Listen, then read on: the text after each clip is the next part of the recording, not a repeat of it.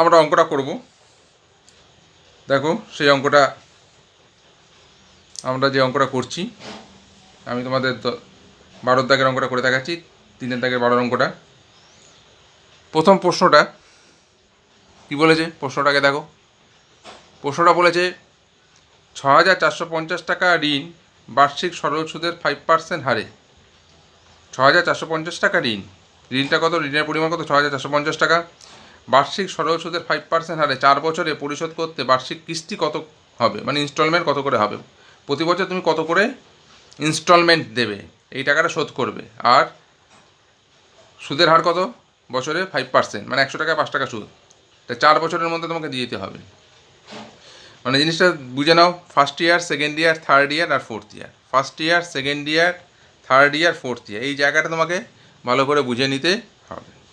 মনে করি বার্ষিক কিস্তি কত? X টাকা। বার্ষিক কিস্তি কত? X টাকা। দ্বিতীয় কিস্তি X যোগ PRT ডিভাইডেড বাই 100, এটা হচ্ছে সুদ। এটা হচ্ছে সুদের ফর্মুলা। তার সাথে আমরা কি করছি? আসল যেটা সেটা যোগ করে নিচ্ছি। ক্যালকুলেশন করলাম। আর এর মান 5, পি এর মান X, টি এর মান 1। ফার্স্ট ইয়ারে 1 বছর। ক্যালকুলেশন করলাম, ভালো করে দেখো। দেখে নিয়ে কত হলো? 21X বাই 20 টাকা। এটা দ্বিতীয় কিস্তি হয়ে গেল। এটা হচ্ছে প্রথম কিস্তি, দ্বিতীয় কিস্তি। এবার হচ্ছে তৃতীয় কিস্তিতে যাচ্ছি। তৃতীয় কিস্তিতে জিনিসটা কী হবে দেখো। X যোগ করেছি আমরা, সেইভাবেই আবার সেই সুদের ফর্মুলা। আসলের সাথে সুদটা যোগ করলে সুদ আসল হয়ে যাচ্ছে। কীভাবে করেছি সেটাও দেখে নাও। তৃতীয় কিস্তি হয়ে গেল। এবার চতুর্থ কিস্তি কত হবে? আবার আসলটা তো তোমাকে দিতেই হবে, তার সাথে সুদ দিতে হচ্ছে। আসলটা প্লাস এবার 3 বছরের। ওটা 2 বছর ছিল, টি এর মান 2 বছর ছিল, 2 বসিয়েছি। ফর্মুলাটা লিখিনি, পরের বার ফর্মুলাটা আমি লিখিনি, তোমরা সেটা বুঝে নেবে। এটা হচ্ছে পি, এটা হচ্ছে আর, এটা হচ্ছে টি। তা যখন চতুর্থ কিস্তি দিচ্ছি সেবারও আমি লিখিনি। এটা পি, এটা আর, এটা টি। তোমরা দেখে নিচ্ছ। কাটাকুটি করেছি, ক্যালকুলেশন করেছি।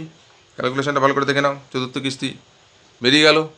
চতুর্থ কিস্তি যখন বেরিয়ে গেল, তাহলে প্রশ্ন অনুসারে কত হবে? এটা হচ্ছে প্রথম, এটা হচ্ছে দ্বিতীয়, এটা হচ্ছে তৃতীয়, এটা হচ্ছে চতুর্থ। তাহলে কত টাকা? টোটাল টাকাটা কত? 6,450 টাকা। এটা শোধ হবে। এবার 20, 10 আর 20 লসাগু 20। 20-র সাথে X গুণ করা হলো 20X, এখানে 21X। এখানে 10 দিয়ে 20কে ভাগ করলে 2, 2-এর সাথে 11 গুণ করা হলো 22, 20 দিয়ে 20কে ভাগ করলে 1, 1-এর সাথে 23 গুণ করে 23। উপরেরগুলো যোগ করলাম, কত হলো? 86X। আর 20-র সাথে 6,450 গুণ করে নিলাম। এবার এক্সের মানটা বার করব। এক্সের মানটা আমরা কীভাবে বার করলাম দেখে নাও। ক্যালকুলেশনটা পুরো করে দেখিয়েছি। প্রথম কিস্তি, দ্বিতীয় কিস্তি, তৃতীয় কিস্তি, চতুর্থ কিস্তি, 4টে কিস্তি। তোমরা বুঝে নিয়েছো যে 20, 10 আর 20 লসাগু কী তৈরি? 20। তা 20-র সাথে এক্স, কারণ এক্সের তলে 1 আছে, 1 দিয়ে 20কে ভাগ করলে 20 হয়, 20-র সাথে এক্স গুণ করলে 20X হলো। সেরকমভাবে 20 দিয়ে 20কে ভাগ করলে 1 হয়, 1-এর সাথে 21 গুণ হলো। এরকমভাবে করে নিয়েছি। তাহলে এক্সের মান কত হলো? এবার কত আছে এখানে? 86X। এখানে কত? এটা। তাহলে এক্সের মান কত হলো? 86টাকে তলায় নিয়ে চলে এলাম, ভাগ হয়ে গেল।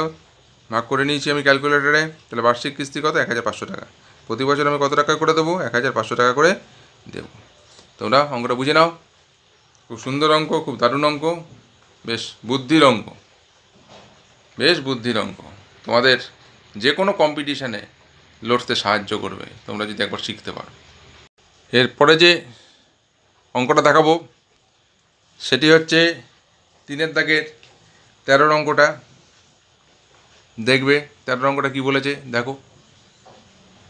2,600 টাকা দুটি অংশে এরূপ বিভক্ত করো যাতে প্রথম অংশের বার্ষিক 5% হারে 5 বছরে সরল সুদ, দ্বিতীয় অংশের বার্ষিক 4.5% হারে 6 বছরে সরল সুদের সমান।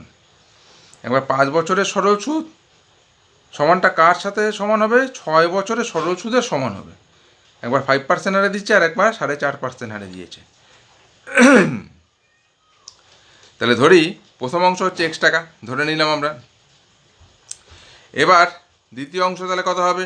2,600 টাকা হচ্ছে মোট টাকাটা, সেটাকে দুটো অংশ ভাগ করতে বলেছে। তাহলে একটা অংশ এক্স যদি ধরে নিই, তাহলে অপর অংশ কী হবে, 2600 থেকে এক্স বিয়োগ করলাম। এবার প্রথম অংশের ক্ষেত্রে সুদ কত হবে, আবার এসআই এর ফর্মুলা ফেললাম, P into R into T divided by 100। P এর মান এক্স, আর এর মান 5, আর টি কত বলে দিয়েছে 5 বছর ধরে আমরা বার করেছি কত, এক্স বাই 4 টাকা। এবার দ্বিতীয় অংশের ক্ষেত্রেও সুদ কত হবে, আবার সেইভাবে ফর্মুলা ফেললাম, SI P into R into T divided by 100। ঠিক আছে, এবার পি এর জায়গায় কত বসাবো, 2600 মাইনাস এক্স, আর এর জায়গায় কত 4.5%, এটা হচ্ছে আর টি কত এখন 6 বছর, এই যে 6 বছর বলে দিয়েছে, একদম পরিষ্কারভাবে বলে দিয়েছে দ্বিতীয় অংশ। তো তোমরা বুঝে নিয়েছো। তাহলে হিসাবটা কত হলো, হিসাবটা দেখে নাও, ভালো করে বুঝে নাও জিনিসটা। 4 2 8 9 2, 6কে 2 দিয়ে কাটলাম 3, 3 নাম কত হলো 27, এই টাকাটা। তা শর্তানুসারে কী বলেছে ওরা, শর্তানুসারে কী বলেছে বলো, সরল সুদের পরিমাণ কী হবে, সমান হবে। তাহলে প্রথম ক্ষেত্রের যে সুদ আর দ্বিতীয় ক্ষেত্রের সুদ কি সমান হবে। তাহলে এই টাকাটা আর এই টাকাটা কী করলাম, আমরা সমান করে দিলাম। সমান করে এবার কী করবো, আমরা সমাধান করব, আর কিচ্ছু নেই। 4 আর 100 কাটাকুটি করলাম, কত বেরোলো 25, 4 একে 4, তারপরে ক্রস, এইটার সাথে এটা গুণ, এইটার সাথে এইটা গুণ।